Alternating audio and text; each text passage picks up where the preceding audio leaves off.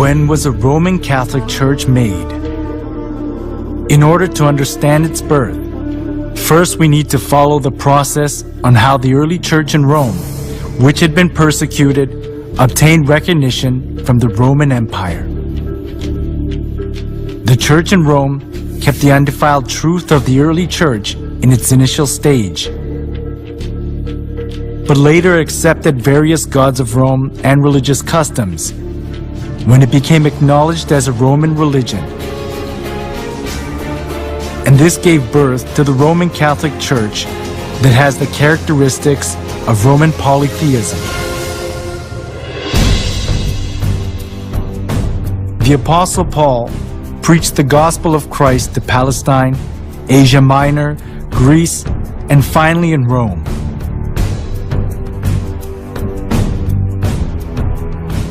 The church in Rome was not welcomed in its initial stage. It was because of the monotheism of Christianity, and the polytheism of Rome conflicted with each other.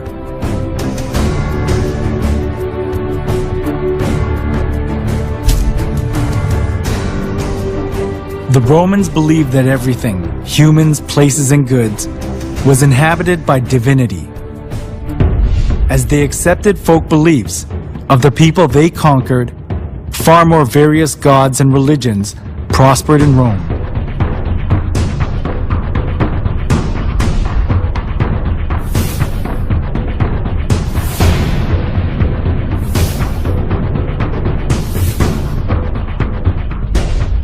Christian monotheism that appeared in this age went counter to the polytheistic concept of Rome, especially as the Roman emperors approved all the religions of the people they conquered in order to rule over them and to achieve their political purposes. This came into conflict with Christianity, so the Roman emperors persecuted the Christians. The early church was oppressed by many emperors, but there was a turning point during the reign of Emperor Constantine in the 3rd century.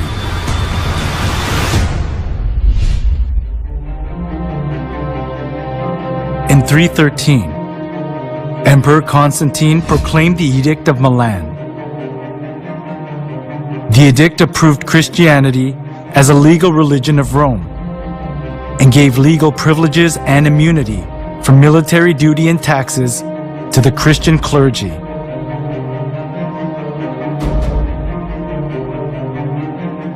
There was the political goal of Constantine underlying such kinds of preferential treatment.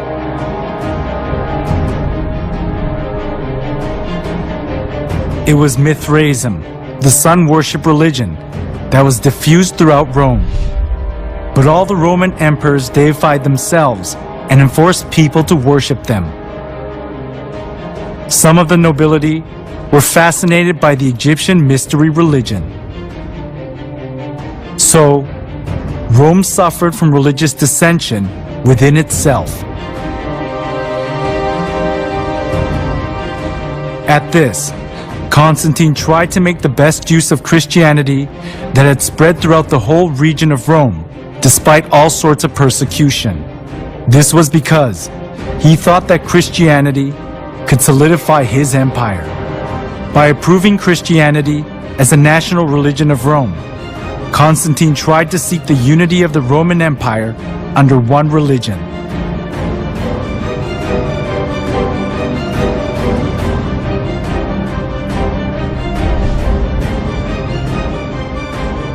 Thanks to Constantine's pro-Christian policies, many believers of the polytheistic religions of Rome streamed into the Christian Church. This tightened Constantine's political grip, and Christianity positioned itself as the religion of Rome, expunging persecution and contempt it had received so far. However, the indiscreet conversion they did without having any kind of understanding or faith, rather produced an adverse effect, the influx of pagan customs into the church.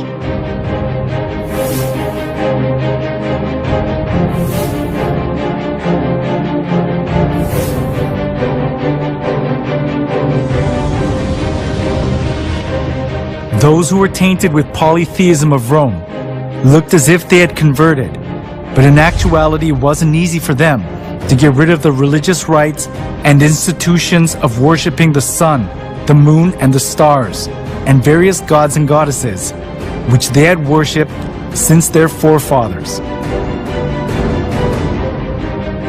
The church in Rome sought for solutions to disburden the pagans when they converted to Christianity.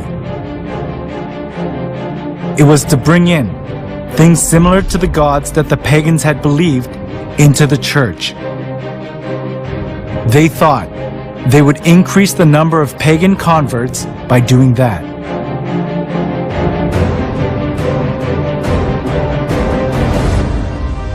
For the Christian bishops introduced, with but slight alterations into the Christian worship, those rites and institutions by which formerly the Greeks and Romans and others had manifested their piety and reverence towards their imaginary deities, supposing that the people would more readily embrace Christianity if they perceived the rites handed down to them from their fathers still existing unchanged among the Christians. The church in Rome that had been persecuted and despised wanted to put their roots down in Rome as an approved religion, even if they had to be mixed up with Roman polytheism. It was because they wanted to keep their faith in comfort, being freed from the extreme pain of persecution.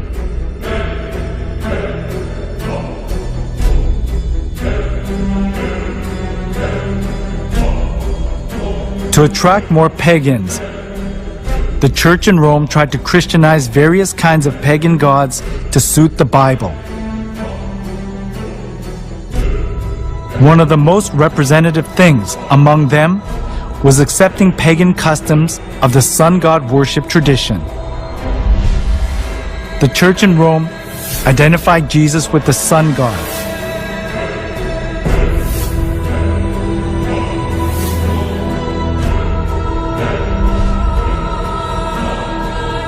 Inside of the church was decorated with various kinds of sun images, and the idea to worship the sun was established as if it were the truth of the church.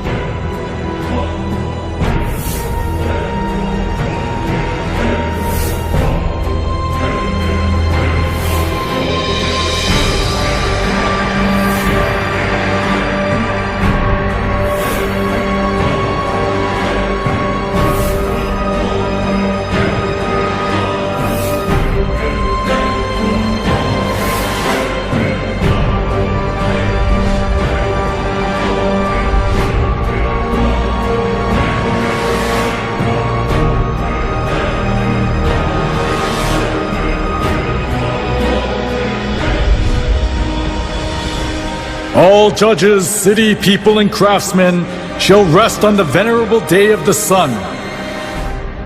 Constantine's edict in 321 played an important role in making the sun god worship faith to put its roots down in the church. Constantine continued to identify the sun with the Christian god in some way. When in 321, Constantine made the first day of the week a holiday, he called it the Venerable Day of the Sun, Sunday. The Christian church took over many pagan ideas and images. From sun worship, for example, came the celebration of Christ's birth on the 25th of December, the birthday of the sun. As the sun god worship mingled in with Christianity, the church in Rome was deprived of its purity of the early church and changed its appearance to the Roman Catholic Church.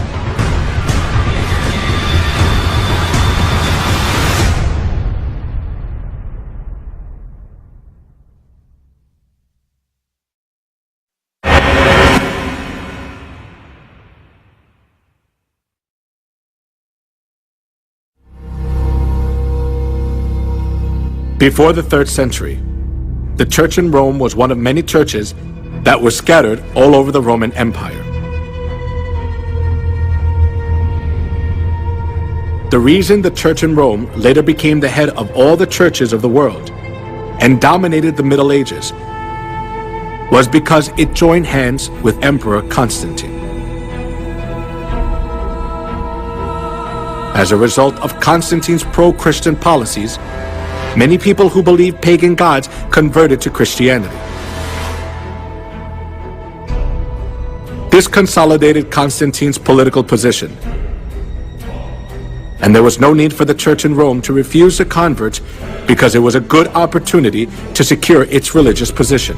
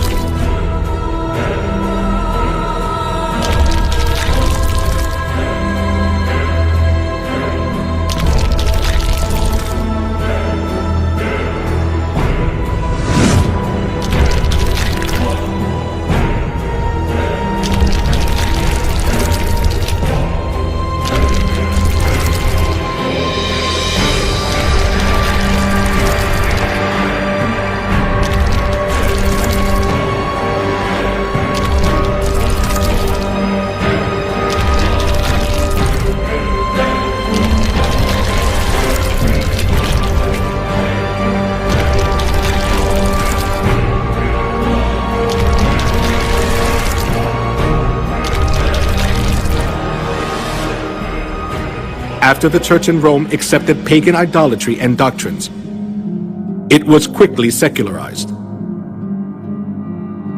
During the Middle Ages, it was even hard to tell the difference between the church and the secular world. The Catholic Pope enthroned kings, and kings protected the Catholic Church. Opposing the Catholic Church itself was rebelling against one's own country.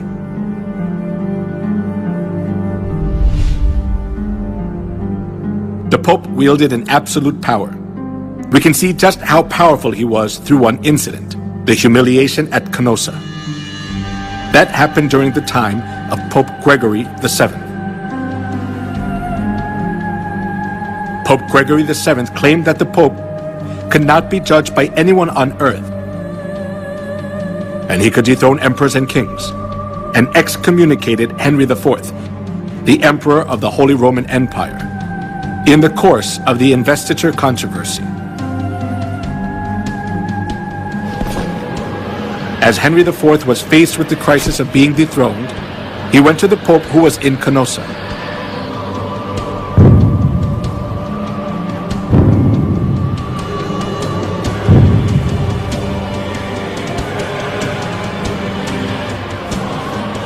Barefoot, he knelt for 3 days in the snow, outside the castle of the Pope, and begged for his forgiveness. This is what is called the humiliation at Canossa incident. The Pope had so much authority that there was no one who was able to hold back the Church from abusing its power anywhere in Europe.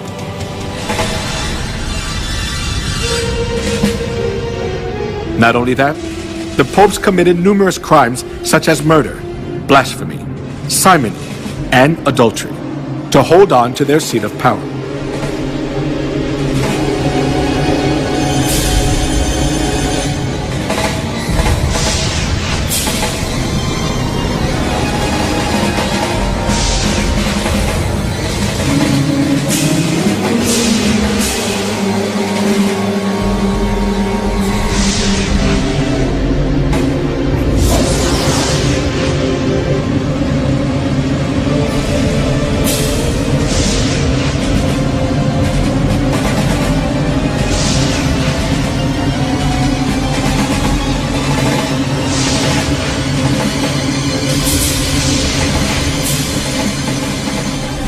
We cannot even fathom the evil deeds of the corrupt popes.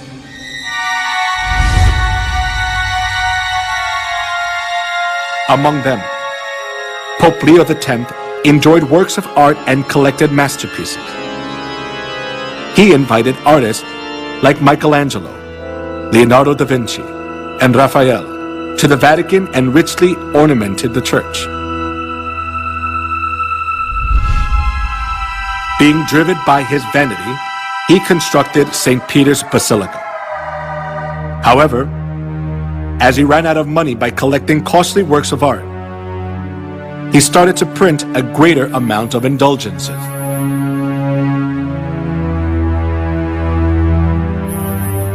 An indulgence is a certificate giving the forgiveness of sins. The Catholic priest propagated that people were guaranteed to enter the kingdom of heaven safer when they gave more money. Come, see for yourself. This is not just a simple indulgence. Even though you don't do confession, all your sins will be forgiven. Even the sins of your relatives in purgatory will vanish. Will you just leave your mother to suffer in the fire? Come here, everyone. Come. When you drop the coins in the box and it makes a clinking sound, then the souls will arise from the fiery purgatory.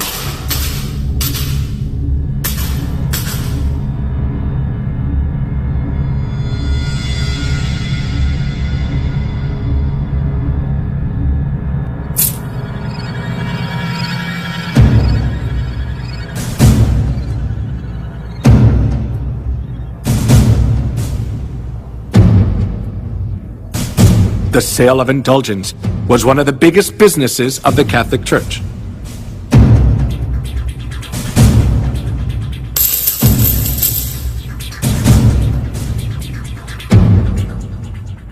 Since indulgences was a good solution for those who were seized by the fear of hell, numerous people gathered to buy the kingdom of heaven.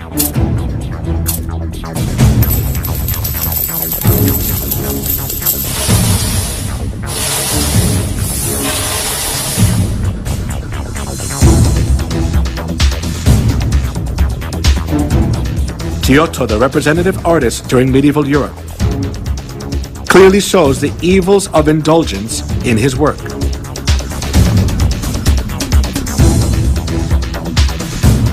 The Last Judgment. In the painting, Jesus, the judge, is in the middle and the apostles are on both sides. Heaven is shown on the right and hell is shown on the left. One thing that is worthy of notice here is the scene where souls are weighed. A man who is on his knees presents a model of the chapel to three women. The name of the man is Enrico Scorveni. He was a notorious loan shark of that time. Because loan sharking was a big sin, he could never dream of entering the kingdom of heaven. However, even though Enrico was a loan shark, he bought indulgences and paid for his sins, and proudly purchased the ticket for the kingdom of heaven.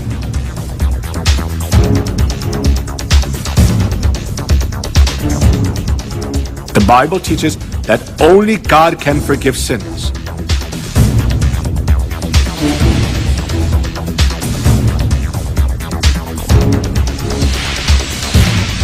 However, the Catholic Church insists that the Pope too has the authority to forgive sins. This kind of false teaching enabled them to commit fraud, the sale of indulgences.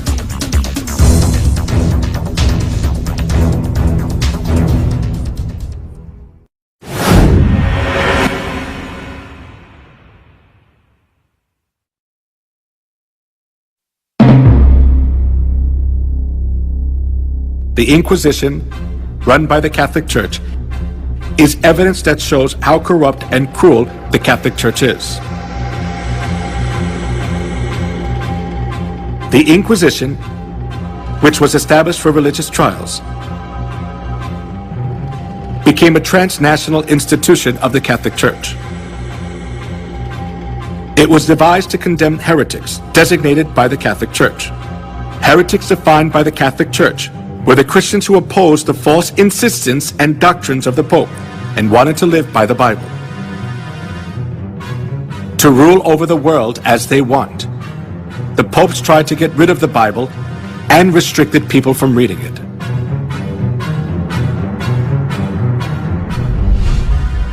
Pope Alexander III labeled those who read the Bible as heretics and commanded to confine Christians who were condemned as heretics to expropriate their property. Pope Innocent III instituted the Inquisition and launched crusades to combat heresy. Numerous Christians were killed and dispossessed of their properties.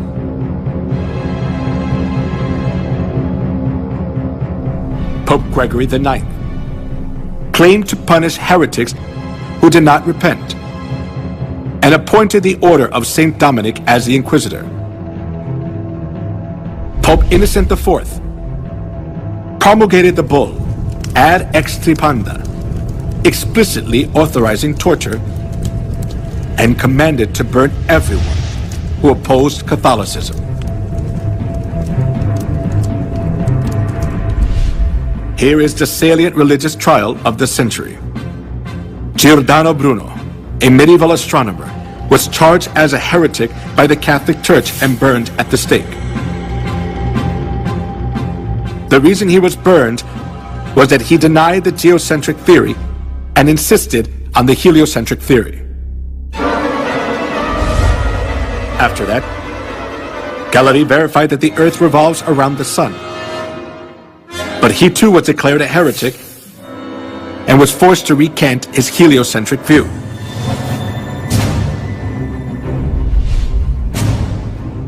Joan of Arc, Maid of Orleans, who saved France from a crisis, was burned at the stake as a witch by the Inquisition. As years went by, the Inquisition helped the Pope exercise his extraterritoriality. To stay in power, the Catholic Church accused those who stood against them of being heretics and eliminated them. If a person was charged of being a heretic once, he had no right to have counsel. He was severely tortured and ended up being imprisoned for life or executed by fire.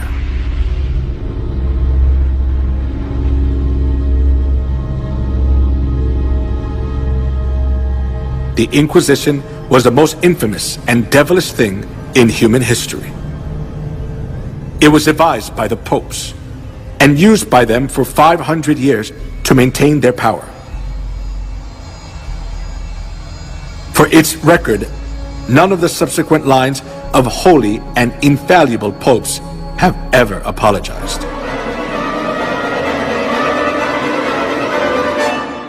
He was given power to make war against the saints and to conquer them.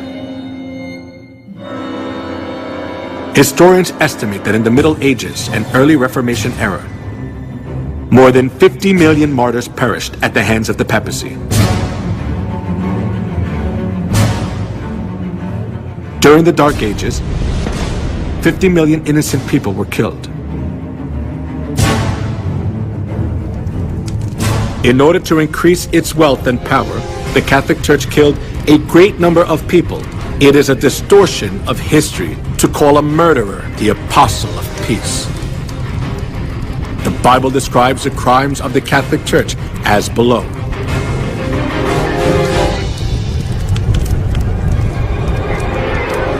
I saw that the woman was drunk with the blood of the saints, the blood of those who bore testimony to Jesus.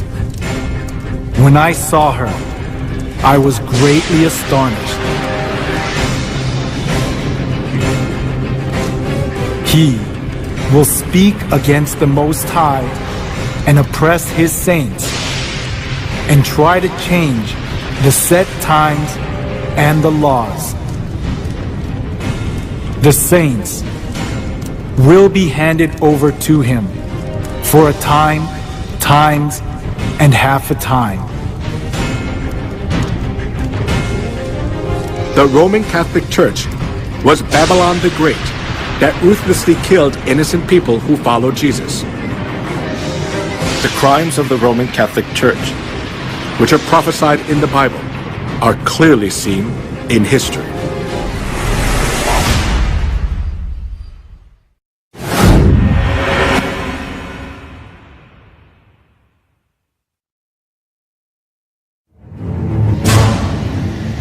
In the Museum of Torture Instruments in San Marino in Europe, the torture devices which were used during the Dark Ages are displayed.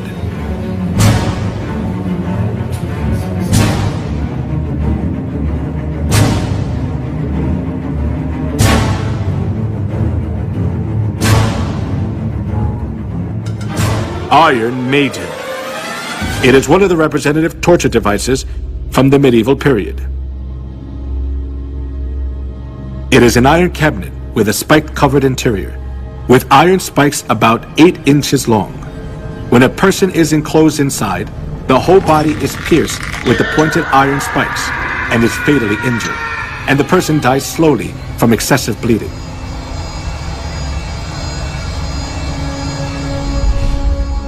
The torture device in the shape of a wheel was invented for execution. They tied a person around the wheel, then rolled it repeatedly over fire or spikes. They also bound the 4 limbs of a person on a wheel and crushed the bones using an iron bar or hammer. Then the person was thoroughly injured and died in pain, still bound to the wheel.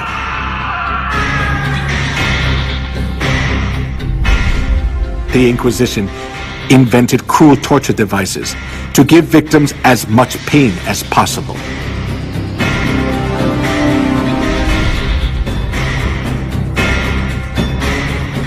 A torture device with sharp iron hooks to tear off a living person's skin.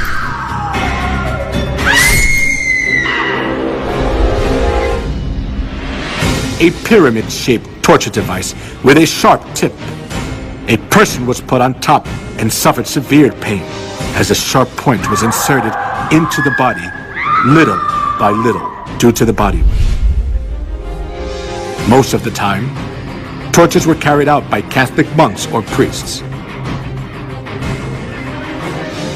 They pulled out nails using pliers, burned parts of the body with fire, and crushed fingers and toes with torture devices.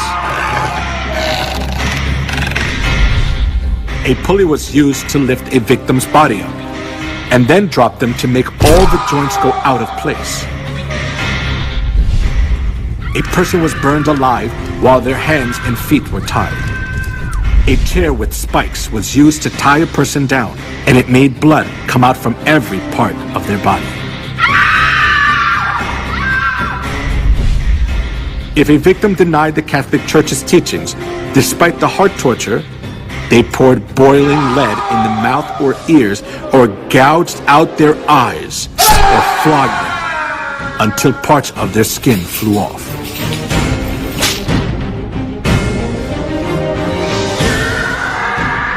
Sawing, slaying by sword and burning the victims alive. The Catholic priests enforced them to follow their teachings, holding the cross in front of them.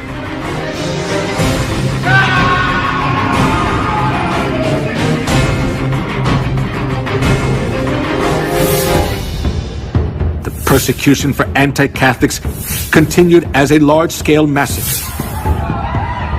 In 1209, 6,000 were slain to death at Berthiers. And 1211, 100,000 Christians were massacred at Lavore. Though the massacre at Merendal, 500 women were locked in a room and burned to death. In the massacre of Orange in 1562, the Italian army sent by Pope Pius IV was commanded to slay men, women, and children. In 1572, approximately 100,000 people were massacred in Paris, France.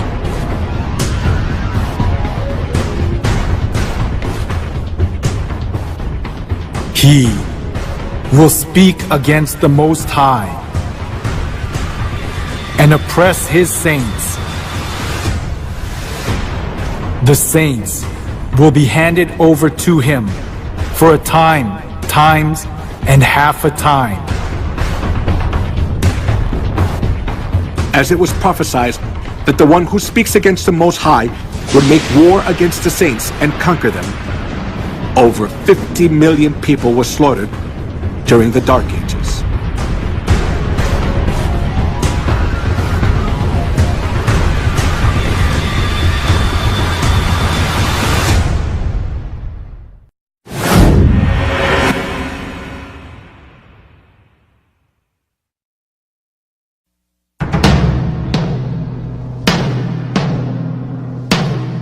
The cruel massacre of the Catholic Church during the Dark Ages continued to the Holocaust, which killed 6 million Jews, the most tragic event in human history.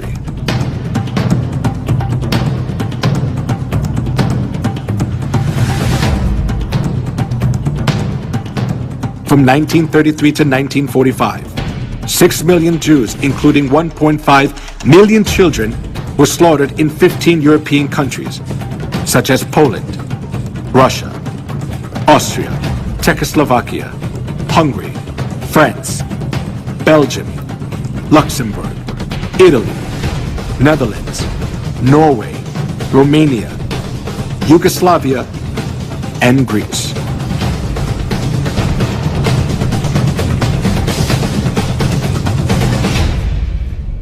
All property of the Jews was confiscated. Women were dragged naked in public. They suffered from starvation, infectious diseases, confinement, and public execution. The Jews who survived faced a miserable death in gas chambers in concentration camps built by the Nazis.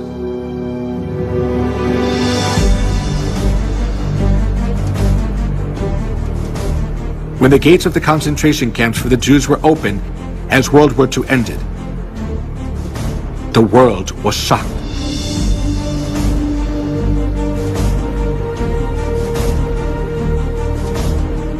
In the concentration camps, there were dead bodies of the Jews that were not buried yet, piled up like a mountain.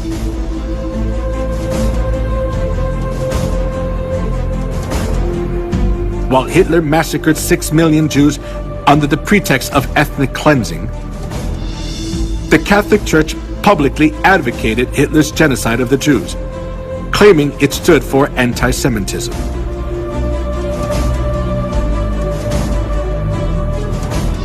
When the Nazis' genocide of the Jews reached its peak, Weissmandl, a Jewish rabbi, sent a letter to the Vatican to ask for help. He begged the Pope to save the innocent Jews, especially young children. 1.5 million out of 6 million Jews who were slaughtered were children.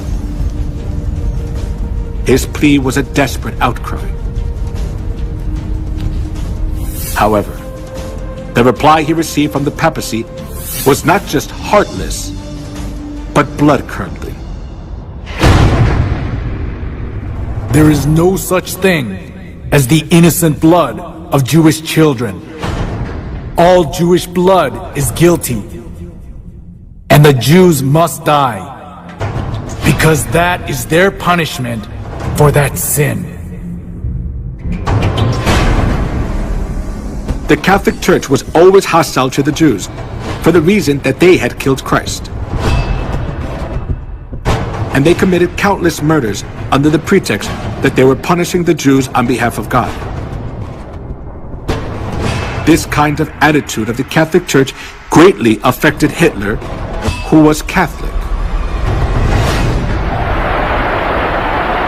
Dann wird das Ergebnis nicht die Bolschewisierung der Erde und damit der Sieg des Judentums sein, sondern die Vernichtung der jüdischen Rasse in Europa.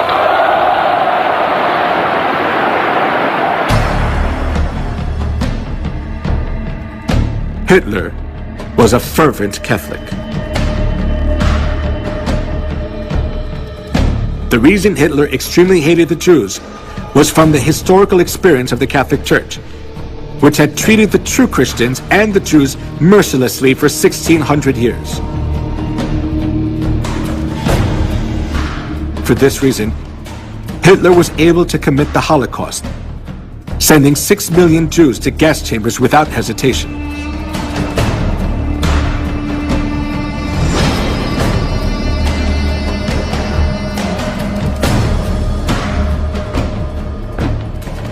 Before the massacre of the Jews began, the Catholic cardinals officiated in Mass for blessing the German Nazi guards.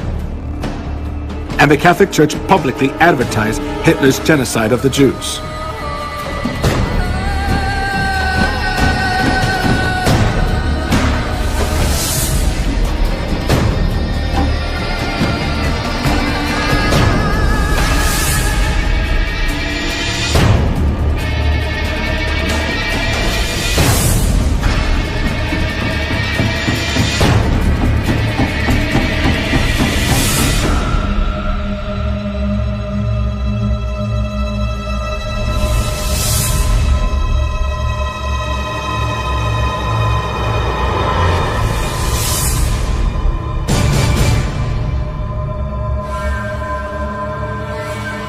The Catholic Church has committed crimes against humanity for centuries in the name of religion. They committed the crime of killing 50 million Christians and the Holocaust of killing 6 million Jews.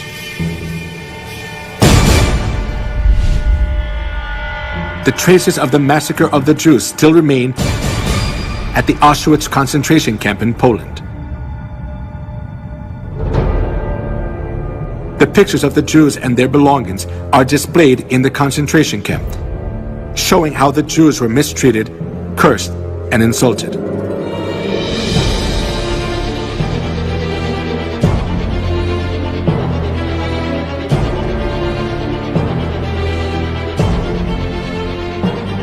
These horrible times remain in the records of history. But all the errors of the Catholic Church are disappearing from people's memories, little by little.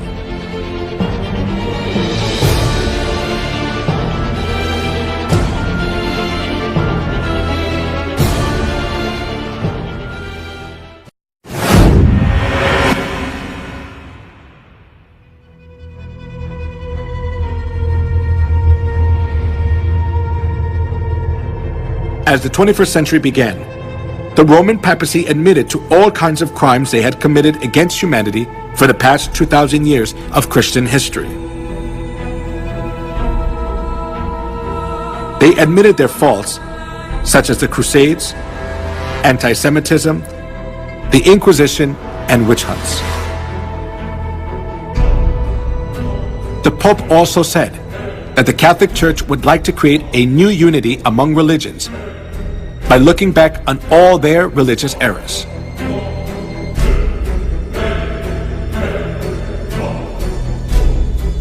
However, can all the errors of the Catholic Church be forgiven by just admitting to all the crimes they committed against humanity in the past?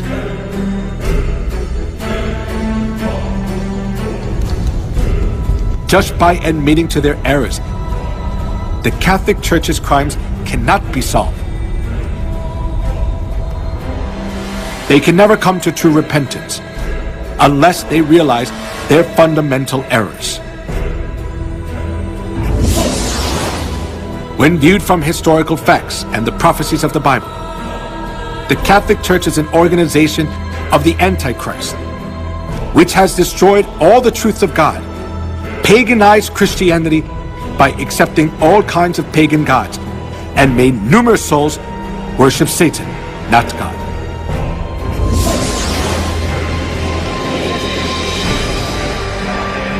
Not being content with their crime of killing cruelly whoever was against them for the past 2,000 years of Christian history, the Catholic Church is still committing a crime of driving countless souls to death. Therefore, admitting their crimes, which have already been revealed through history without having fundamental repentance, is only a crafty trick of the Catholic Church to pull the wool over people's eyes.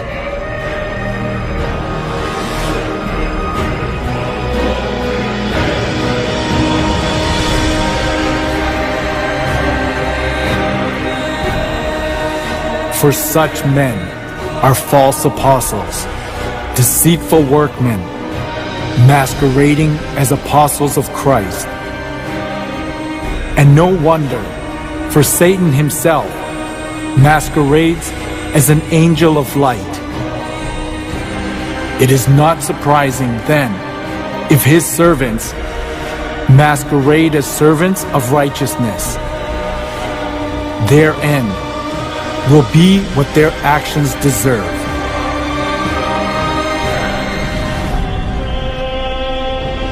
In human history, the organization which has killed the most people is the Catholic Church. Nevertheless, the Pope is called an apostle of peace. It is an act to distort history. The reason the Catholic Church is more dangerous than any other organization is that they are doing all these things in the name of Christ.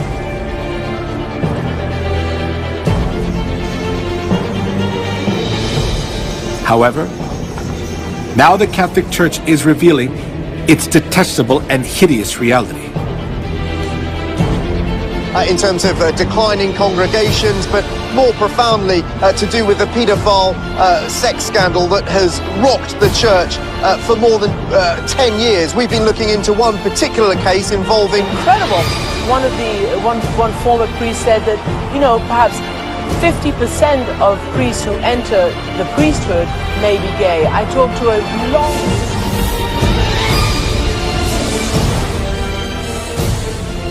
This is the living evidence which shows that Babylon the Great is falling apart, being judged by God's wrath as it has been prophesied in the Bible.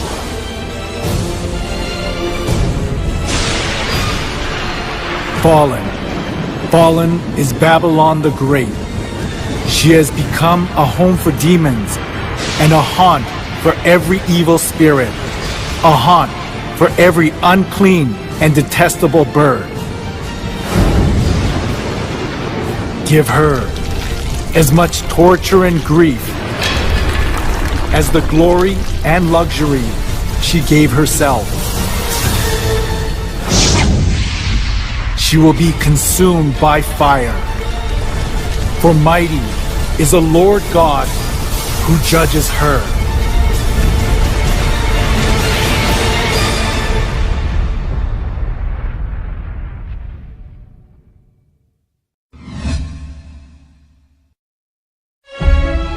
God revealed the identity of Babylon through the way she looks outwardly, outward characteristics of Babylon.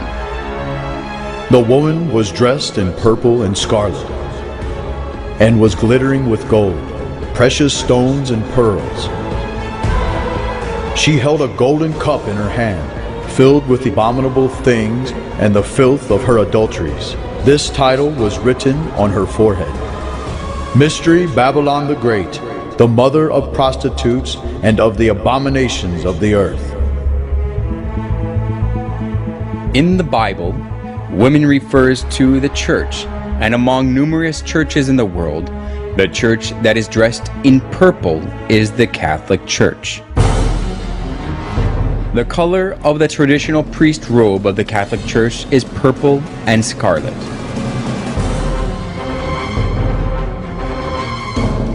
We can also confirm that the church that decorates its interior and worship utensils with gold, precious stones, and pearls is the Catholic Church. And in addition, it is only the Catholic Church that give Mass holding the golden cup, true to the words, "She held a golden cup in her hand."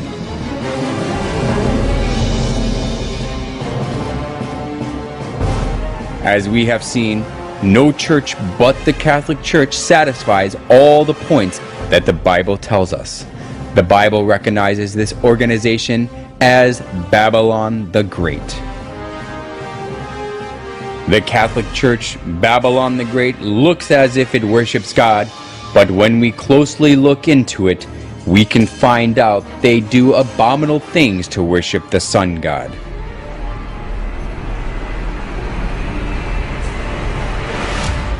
The Roman Catholic Church disguises itself as an angel of light, but it craftily introduced the customs of detestable idolatry and the sun worship of ancient Babylon. So the Bible recognizes it as Babylon the Great.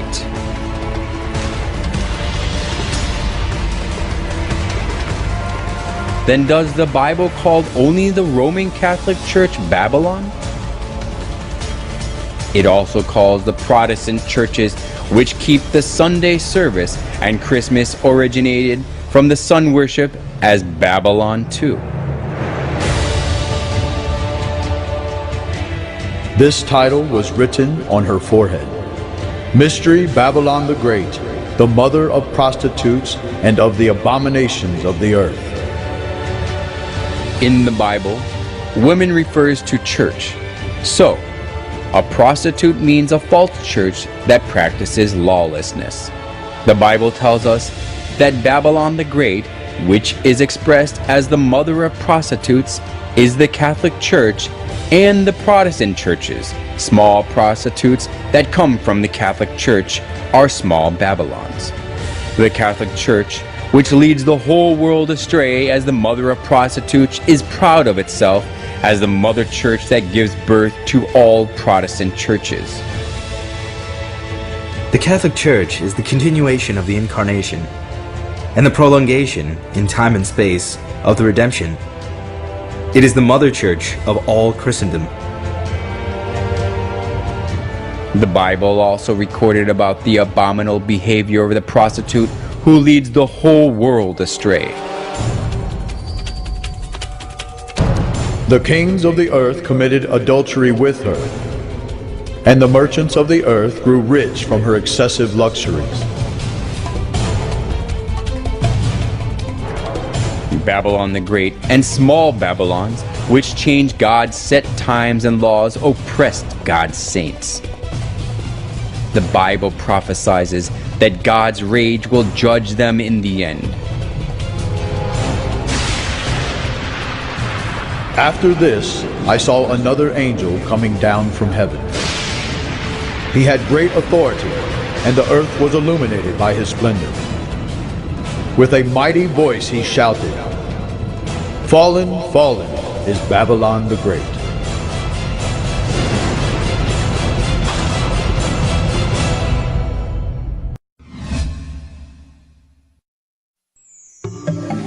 Piazza di Spagna, where the movie Roman Holiday was filmed, just below the Spanish Steps, which became famous where Audrey Hepburn ate ice cream, there is a boat-shaped fountain, and we can see that the water is running out of the sculpture of the sun.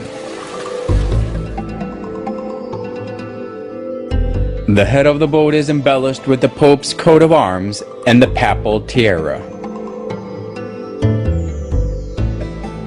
The tiara is the symbol of the papacy. The fact that the tiara is at the head of the boat tells us that the Pope is the very person who leads the sun worship.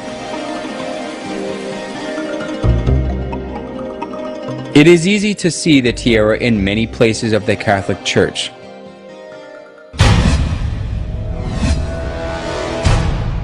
There is a secret hidden in the papal tiara. Through this we can also find the identity of the Roman Catholic.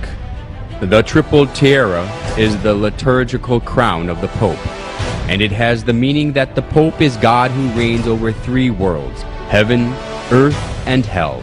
This is also shown in the official title of the Pope. The official title of the Pope is the Vicarius Filii Dei in Latin, which means the Vicar of the Son of God. This title shows that the Pope is God himself. Some of the letters of the Latin have numerical values, so if we add up the numerical values of the letters of Vicarius Filii Dei, it is 666. 666. What does that number 666 mean? The Bible records about the identity of 666. If anyone has insight, let him calculate the number of the beast, for it is man's number. His number is 666.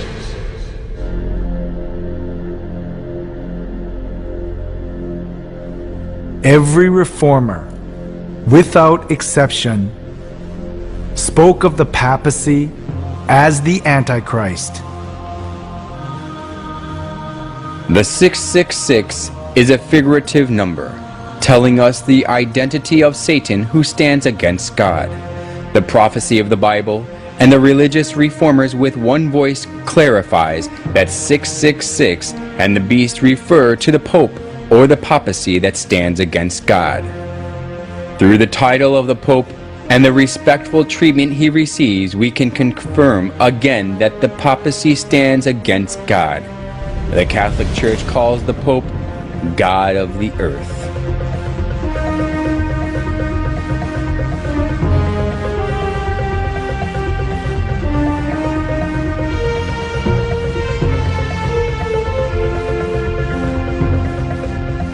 The Pope is a mere man, but the Catholic Church insists that he can modify God's laws as he pleases. And moreover, he is worshipped and served like God, and he enjoys all wealth, honor, and authority.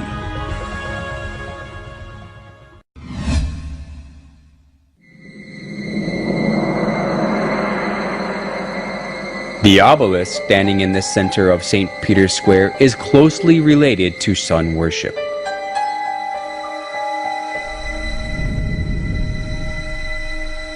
It was the custom of the ancient sun worship religions to make a pillar to worship the sun.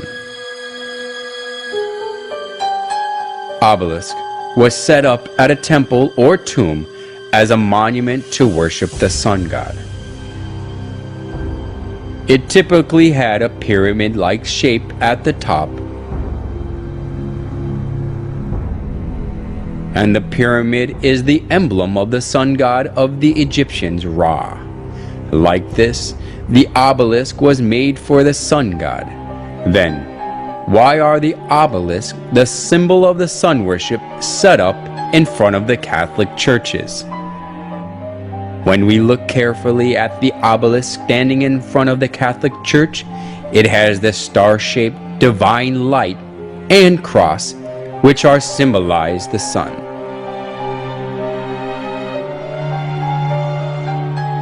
Just as the obelisk is the symbol of sun worship, the cross on top is also the symbol of sun worship, which originated from Babylon.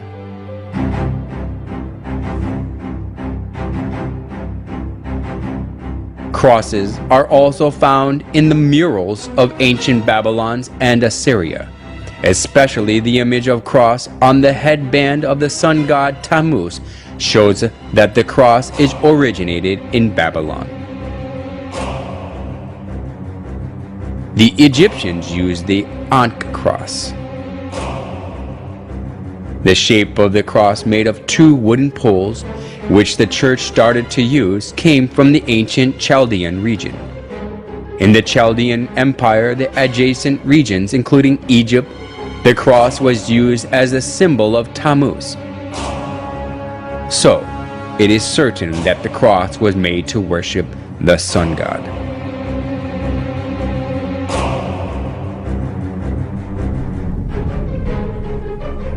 The Catholic Church set up obelisks in front of their churches and put the cross on top of them without exception. They put one more symbol on the sun on top of the solar pole obelisk. However, they made an excuse that they put the cross on top of the obelisk to show that they conquered the obelisk, which is the symbol of paganism. However, the obelisk standing in front of the church as a symbol is nothing but a vestige of idolatry, showing that they accepted the sun worship of pagans. The obelisk, the star shape of the divine light, and the cross are idols for the sun god of the pretense on belief in Jesus.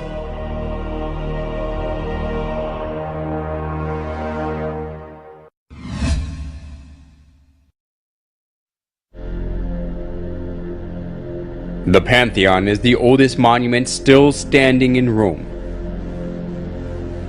The Pantheon was rebuilt in 125 AD by Emperor Hadrian and dedicated to every known god as well as the sun god, the supreme god of the Romans. Then Pope Boniface IV converted it into a Catholic church. The Pantheon, which once was the temple for the sun god but is now used as a Catholic church, is famous for its domed roof.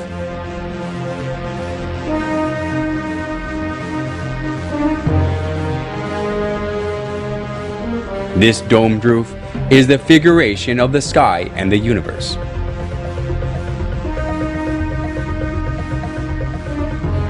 In the center of the dome, there is the oculus, a round opening with a diameter of 27 feet. The sunlight from the oculus is reminiscent of the round sun in the sky.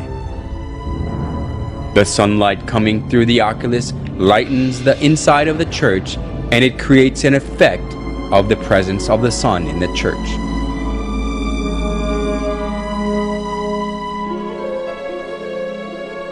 We can find the same round shape in St. Peter's Basilica as well. When we look up at the ceiling of St. Peter's Basilica, there is a circle like the sun at the center, and its shape looks like sunlight spreading from the circle. This kind of circular shape can be found not only in St. Peter's Basilica, but on the ceilings of most Catholic churches. Various forms of circle, which embody the sun, prove that the Catholic Church worships the sun.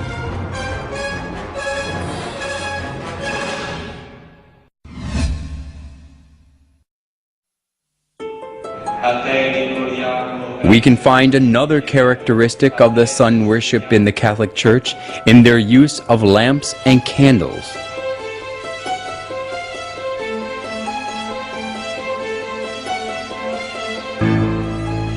Even in the daytime, they light lamps and candles on the altar.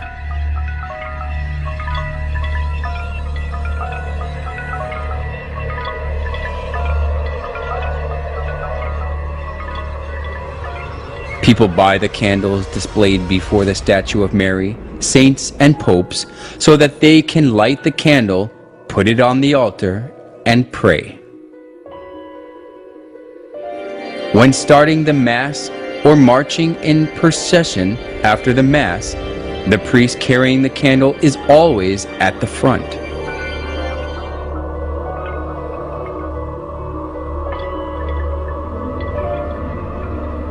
Where does the use of candles in Catholic Church come from?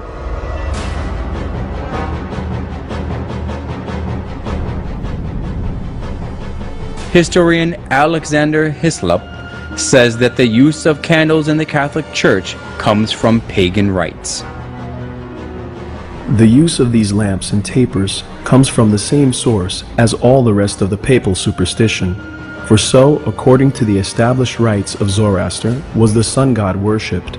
In the pagan processions also at Rome, the wax candles largely figured, accompanied by crowds of all sorts that were initiated in the same religion, all with flame bow or wax candles in their hands. In the Molucca Islands, wax tapers are used in the worship of Nito, or devil, whom these islanders adore.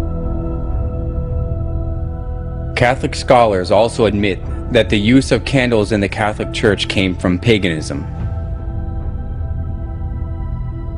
We need not shrink from admitting that candles, like incense and lustral water, were commonly employed in pagan worship and in the rites paid to the dead. We must not forget that most of these adjuncts to worship were not identified with any idolatrous cult in particular. They were common to almost all cults.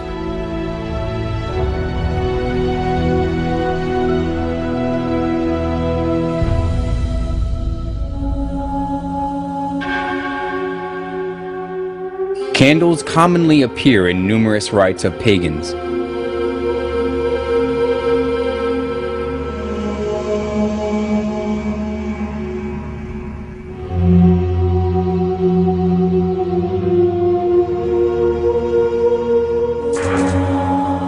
and it proves that the use of candles in the Catholic Church comes from sun worship.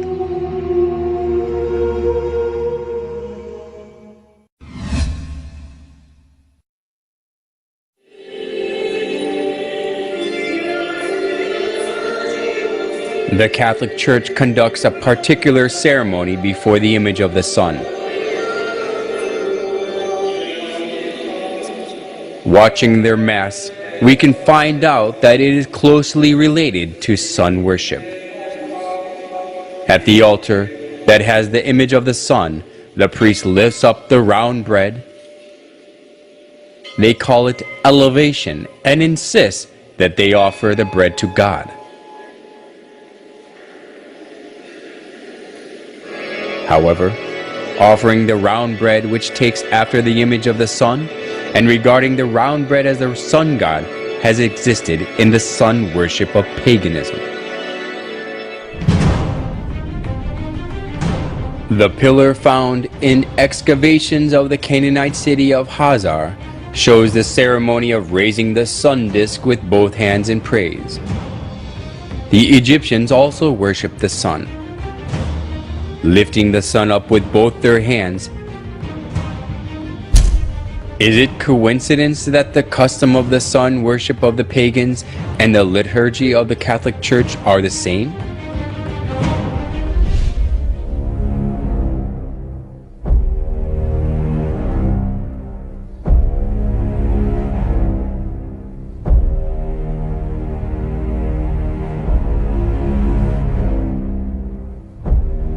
On special days, they put the bread in the sun-shaped frame and go parade through the streets for public display.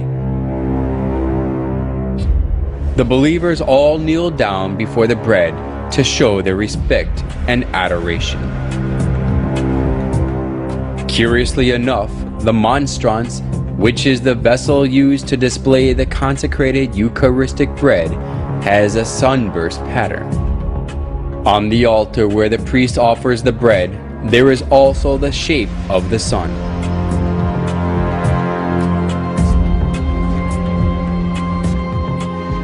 By offering the bread in the sunburst pattern, they worship the sun.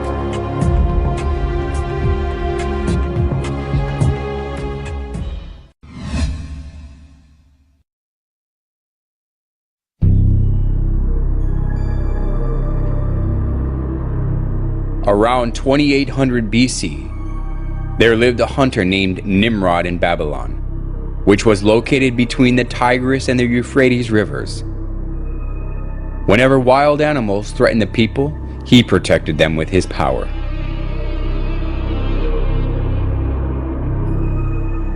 As people respected and supported him, Nimrod became arrogant and incited people to build the Tower of Babel. Come, let us build a tower that reaches to the heavens. Let us make a name for ourselves and not be scattered over the face of the whole earth. Such deeds of Nimrod that were against God has continued even after Nimrod had died. Semiramis, Nimrod's wife, insisted that Nimrod became the sun god. She cut Nimrod's dead body into pieces and sent them to each tribe of Babylon. People regarded the place where a part of Nimrod was buried as sacred.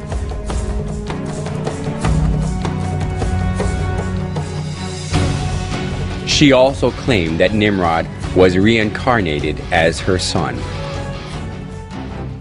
The sun god Nimrod was reincarnated as my son Tammuz. He who believes and follows Tammuz follows Nimrod. As Semiramis ruled over Babylon in place of her young son Tammuz, she maneuvered people into worshiping her. Monuments of Semiramis carrying her child Tammuz in her arms were set up all over Babylon, along with various images symbolizing the sun god. The sun worship and the mother-child worship, which was a scheme devised by Semiramis, put down roots as a religion of Babylon.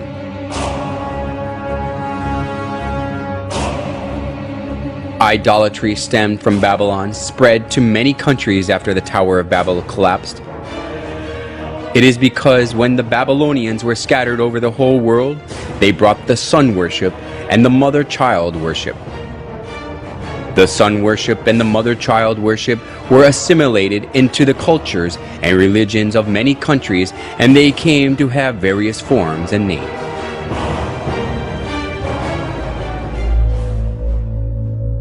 Nimrod, the sun god, was known as Mithra in Persia, Sol in Rome, Ra or Horus in Egypt, and Apollo in Greece. Semiramis and Tammuz, who were the start of the mother-child worship, was called Isis and Horus, Venus and Dionysus, Diana and Attis, and Astaroth and Tammuz, respectively. Besides these, the image of goddess, who is holding a baby in her arms, was venerated in many countries of the world. If so, was the mother-child worship the creature of an age, which was especially welcomed only in Babylon? Surprisingly, the mother-child worship of Babylon has been passed down through the thousands of years and still exists today. In Vatican of Rome, we can find the mother-child worship in its original state.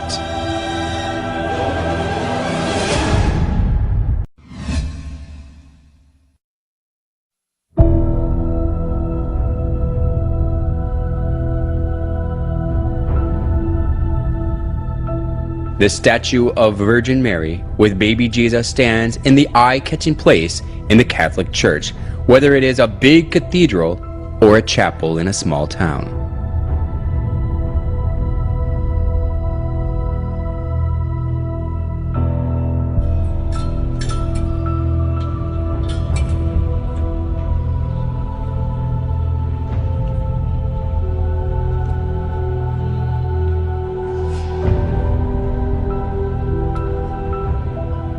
People show their respect before the picture or statue of Mary and pray.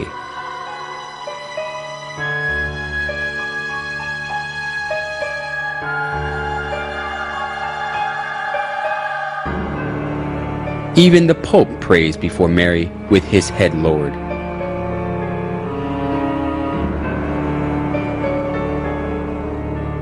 Why do people praise and worship Mary, whom Jesus was born of?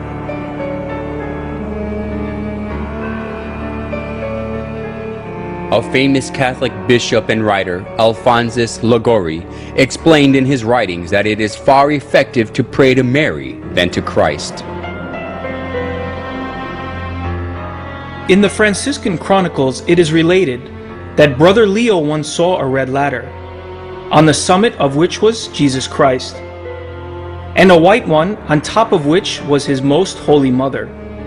And he saw some who tried to ascend the red ladder, and they mounted a few steps and fell. They tried again and again fell. They were then advised to go and try the white ladder, and by that one they easily ascended. For our Blessed Lady stretched out her hand and helped them, so they got safely to heaven. The story, which was made by the exuberant imagination, sounded plausible.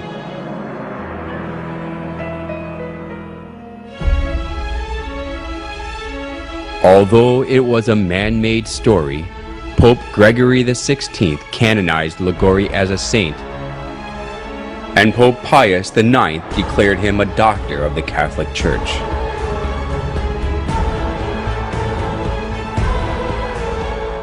Now Catholics are taught that it is better to pray to Mary, who is merciful and understands us.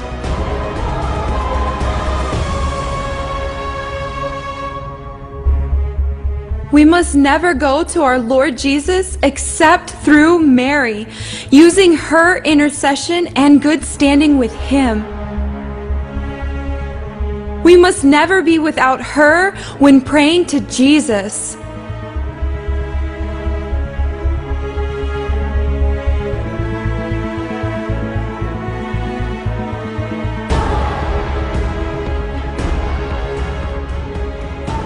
The plausible logic That Jesus cannot refuse Mary's request because she is his mother is shown well even through the image of Mary and baby Jesus.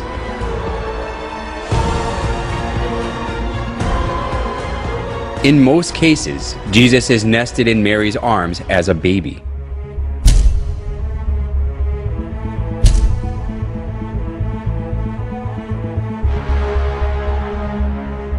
This downgrades Jesus to a little baby who is always dependent on Mary and lets people think that he can do nothing without Mary.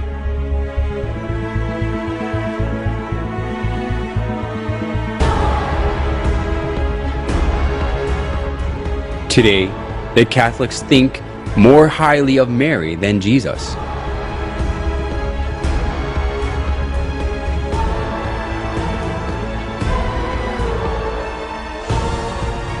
They call Mary the Mother of God, which implies that she is above God.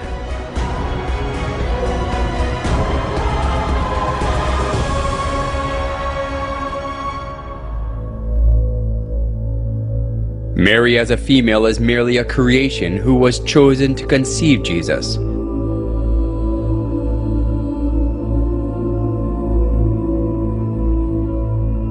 How ridiculous it is for a creation to be called the Mother of God because God used her womb to be born in the earth.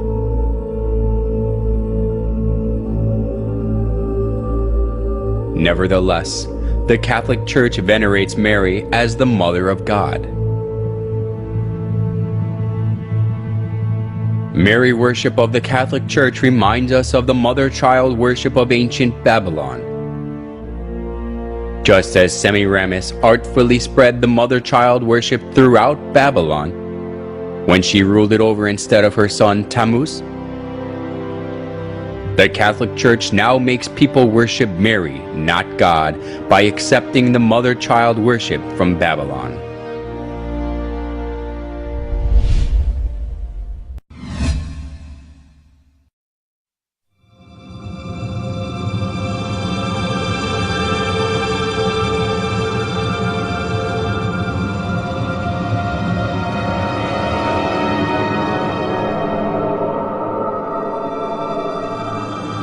The Catholic Church regards it a great honor to keep the remains of the popes or saints in the church.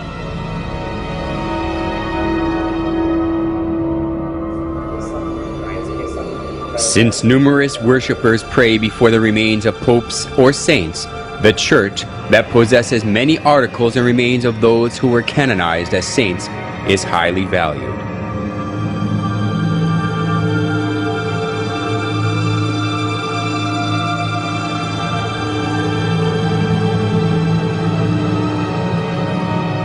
St. Mark's Basilica in Italy is said to have the remains of Mark.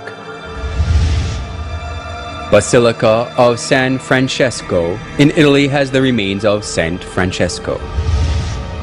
And it is believed that the skulls of the wise men who visited baby Jesus are kept in the Cologne Cathedral in Germany.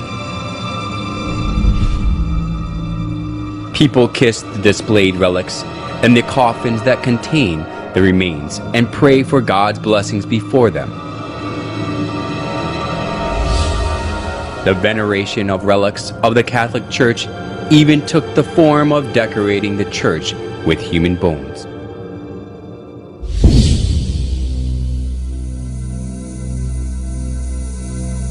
The Church of Santa Maria della Concessione contains the skulls and the skeletons of monks.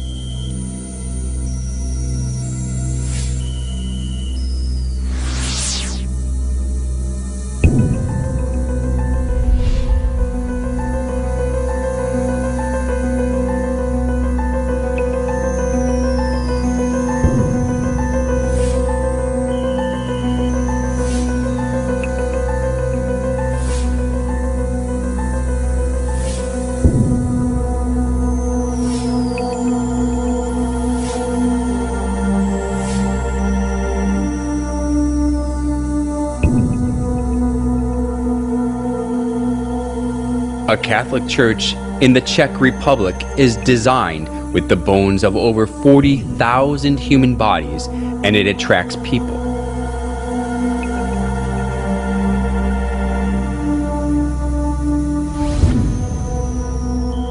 the crypt of the Church of St. Francis in Lima, Peru, retains the remains of tens of thousands of people.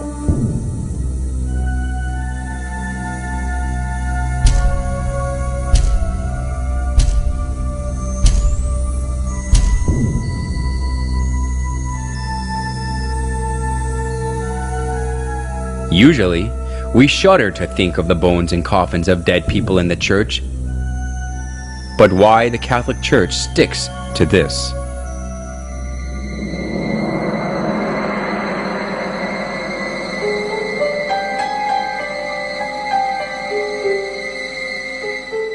You will find that Catholics are encouraged to honor the saints by imitating their holy lives, by asking them to pray to God for us, and by showing respect for their remains, their images, and the like.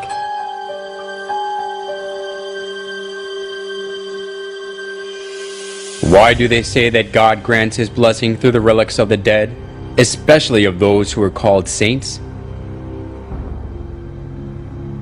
We can find the origin of the doctrine that God gives blessing through the relics in the ancient Babylonian religion. After Nimrod died, Semiramis cut his body into pieces and sent them to other regions, and they regarded the place where the dead body part was buried as sacred. The tradition of Babylon was handed down to the Roman Catholic Church, and because of this, the relics of the dead have become consecrated. Just like Babylon, that was cursed by God for its idolatry, the Roman Catholic Church is filled with all sorts of idols.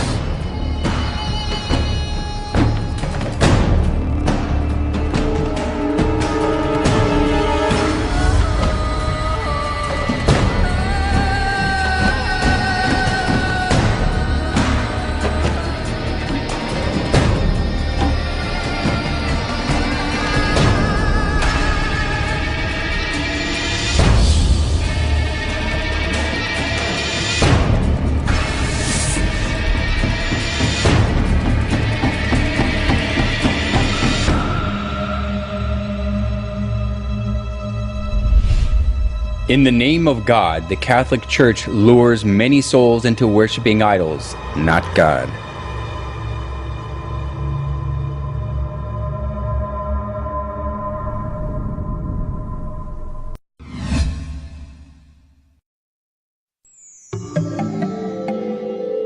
There are various forms of the sun in St. Peter's Basilica, which is one of the most important buildings of the Catholic Church. The sun disk is around the head of the statue of Peter, and the image of the sun is inscribed above his head. Including the image of the sun glittering with gold in the center of the basilica, we can find various sizes of the sun image beneath the high altar and every spiral columns.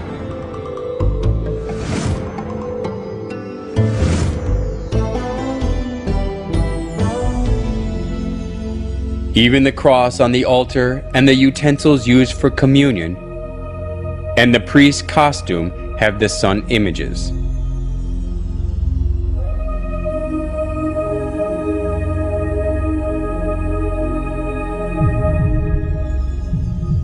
In every place of the Catholic Church, we can find the sun images in various sizes and forms.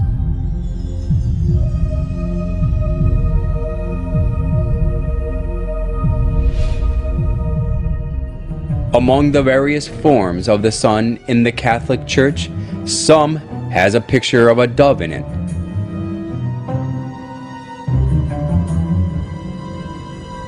What relationship is there between the shape of the bird and the sun worship? In the ancient religion of sun worship, the sun god used to be depicted as a bird. The sun god depicted as a bird was originated in Egypt and spread to Rome.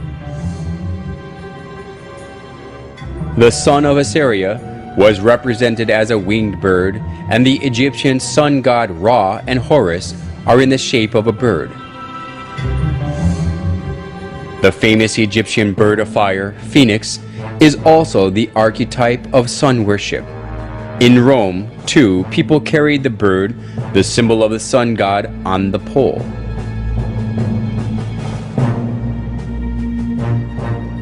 Then why does the high altar in St. Peter's Basilica have the image of the sun with the bird in it?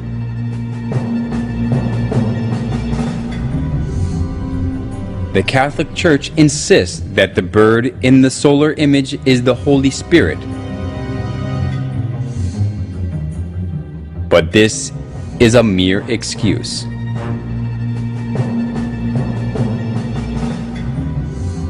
When we trace back the customs of sun worship, the bird is the winged sun god that the sun worshippers served. Offering the bread and wine to the image of the bird is not offering them to the Holy Spirit, but to the sun god.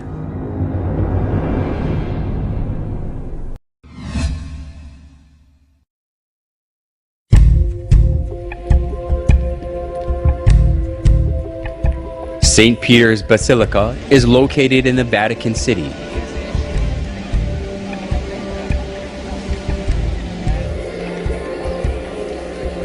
The bronze statue of St. Peter always attracts many tourists.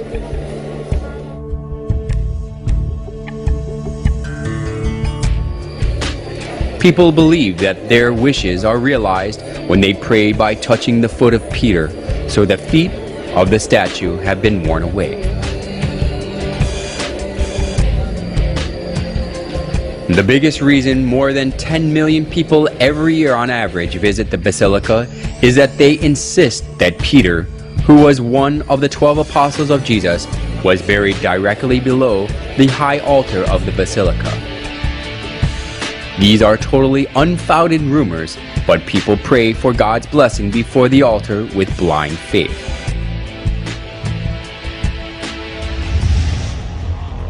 They even teach people that they can have help, even the help they cannot have from God, when they praise and pray in the names of the dead saints. Our most mighty protector graciously assists us from heaven in our struggle with the powers of darkness. And just as you once saved the child Jesus from mortal danger, so now defend God's holy church from the snares of her enemies and from all adversity. Surprisingly enough, hygielatry also has its origins in Babylon.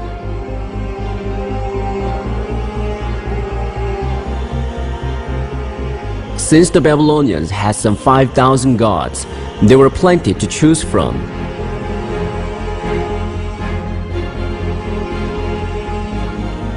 Every month and every day of the month was under the protection of a particular divinity. In ancient Babylon, the roles of gods were divided by people's problems and occupations, so the people worshiped their certain gods associated with their needs.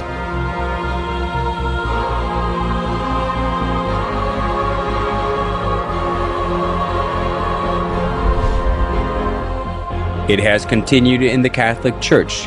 The Catholics pray to the certain saints associated with their problems so that they can receive help. Just as we go to see different doctors according to the kinds of diseases, the Catholics go to different saints according to their needs. Just as they downgraded Jesus as a little child who depends on Mary through Mary worship, hygielatry also deceived people to think that Jesus is weaker than the dead saints, so he cannot give them help.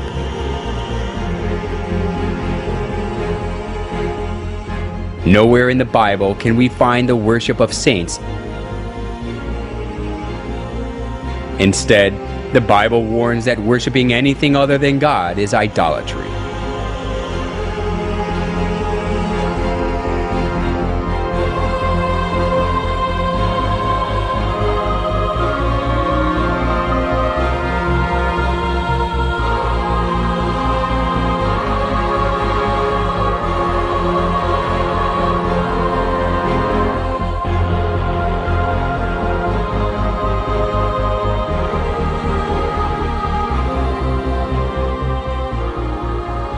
The Catholic Church even deleted the second commandment of the 10 Commandments so that they can worship the saints.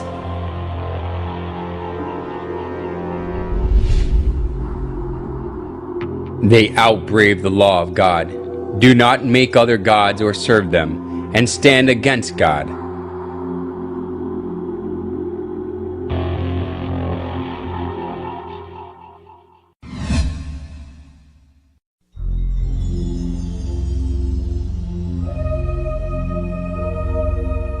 In St. Peter's Square as well, the image of the sun is skillfully hidden.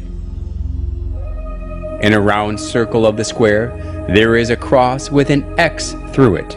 It looks exactly like the symbol of the Babylonian sun god Shamash. The Babylonians called the sun god Shamash, and his symbol is the cross with an X through it. So we can easily notice that St. Peter's Square is modeled on the symbol of the Babylonian sun god Shamash. It even has one more circle inside it, just like the symbol of Shamash. The Babylonian sun god Shamash also appears in the image of a wheel. The ancient sun worshippers believed that the sun god rides the chariot, and they regarded the wheel of the chariot as the sun. To our surprise, St. Peter's Square has the shape of a wheel. The obelisk in the middle of the square is an axle. The square itself is the wheel. We can notice that St. Peter's Square is also the figuration of the sun.